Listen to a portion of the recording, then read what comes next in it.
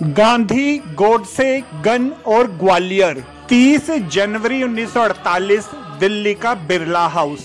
शाम के 5:00 ही हुए थे। महात्मा गांधी प्रतिदिन की तरह बिरला हाउस के प्रार्थना स्थल पहुंचे। उनका एक हाथ आभा बेन तो दूसरा हाथ मनु बेन के कंधे पर था। उस दिन गांधी जी को वहां आने में थोड़ी देर हो गई। गांधी जी ने अपने दोनों हाथ जोड़कर भीड़ का अभिवादन किया। तभी भीड़ में से नाथूराम गोडसे निकलकर गांधी जी के सामने आया। नाथूराम ने दोनों हाथ जोड़ रखे थे और हाथों के बीच में रिवॉल्वर छिपा रखी थी। नाथूराम ने रिवॉल्वर तानी और एक के बाद एक 3 गोलियां गांधी जी पर चला दी। गांधी जी के मुंह से हे राम निकला और वह जमीन पर गिर पड़े। डॉक्टरों ने गांधी जी को मृत घोषित कर दिया। नवंबर 1947 से ही गांधी जी को मारने की साजिश रची जा रही थी। जनवरी 1948 में रिवॉल्वर और पैसे जुटाए गए।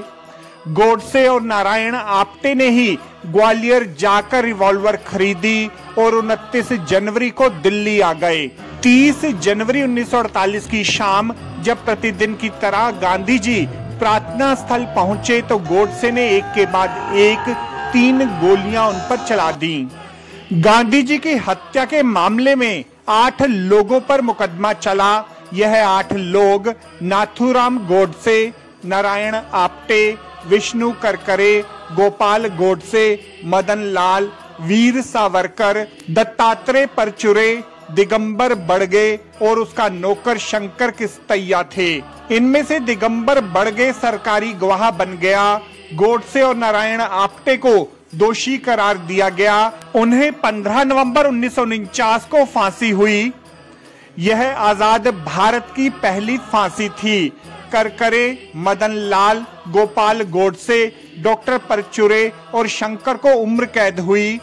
वीर सावरकर को सबूतों के अभाव में बरी कर दिया गया। 20 जनवरी की सुबह नारायण आप्टे, विष्णु करकरे, दिगंबर बड़गे और शंकर किस्तैया बिरला हाउस पहुंचे।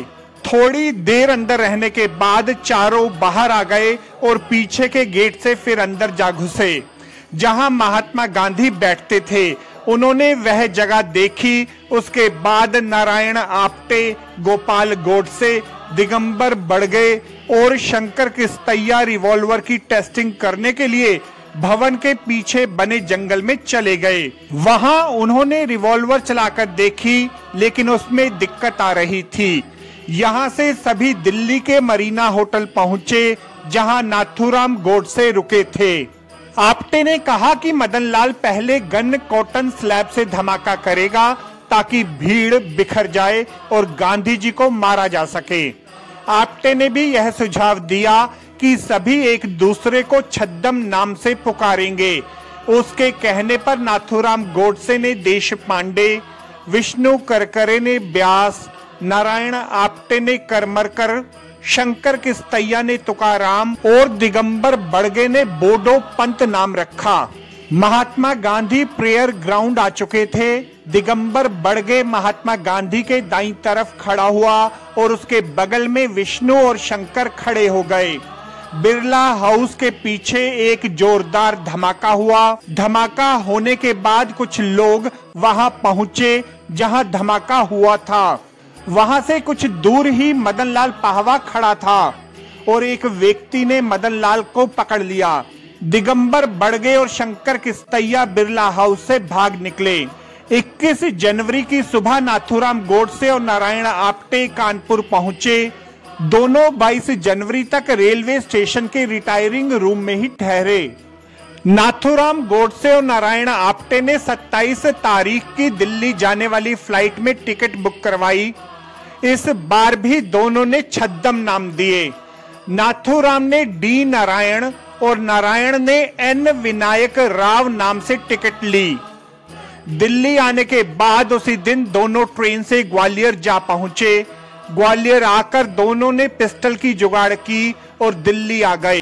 पिस्तौल खरीदने में उनकी मदद डॉक्टर दत्तात्रेय एस परचुरे ने की थी। 29 तारीख को दोनों दिल्ली के रेलवे स्टेशन के रिटायरिंग रूम में ठहरे। 30 जनवरी को दोपहर 1:30 बजे नाथूराम गोडसे और नारायण आप्टे वहां से विष्णु करकरे व एक अन्य साथी के साथ निकले।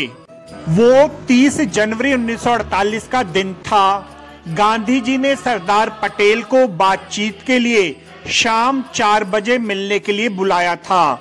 पटेल मणिबेन के साथ तय समय पर गांधी जी से मिलने के लिए पहुंच गए। बिरला भवन में हर शाम 5 बजे प्रार्थना सभा का आयोजन किया जाता था। गांधी जी जब भी दिल्ली में होते तो प्रार्थना सभा में शामिल होना नहीं भूलते। शाम के 5 बज चुके थे। गांधी जी सरदार पटेल के साथ बैठक में व्यस्त थे। तभी अचानक 5:15 बजे गांधी जी की नजर घड़ी पर गई तो उन्हें याद आया कि प्रार्थना के लिए वक्त निकला जा रहा है।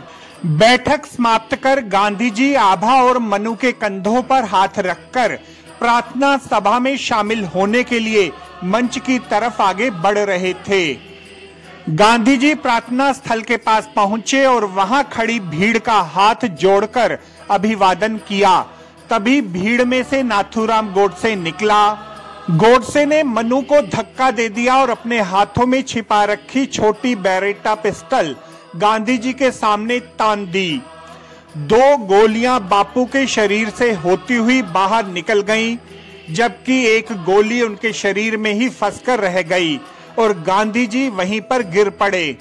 जिस वक्त गोडसे ने गांधी जी पर गोली चलाई उस वक्त वह गांधी जी से सिर्फ 2-3 कदम की दूरी पर था। गोडसे को उसी समय गिरफ्तार कर लिया गया। पिस्टल छीन ली गई। गांधी जी को डॉक्टरों ने मृत घोषित कर दिया।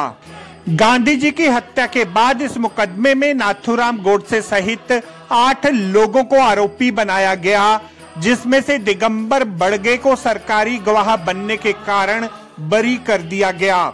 शंकर किस्तैया को उच्च न्यायालय से माफी मिल गई, जबकि वीर सावरकर के खिलाफ कोई सबूत नहीं मिलने की वजह से बरी कर दिया गया।